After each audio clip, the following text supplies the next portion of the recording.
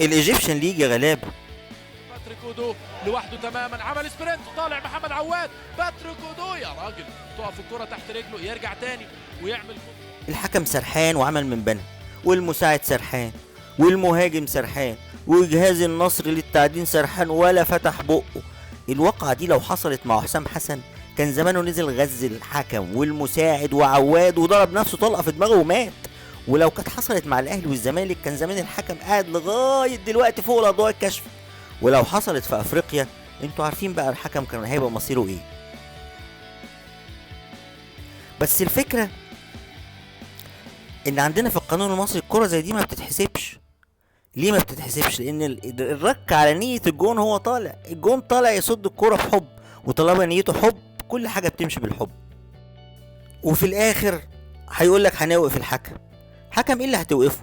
الحكم ده لازم يتوقف هو والمساعد والمدرب والمهاجم، وانا وانتو كلنا كنا سرحانين.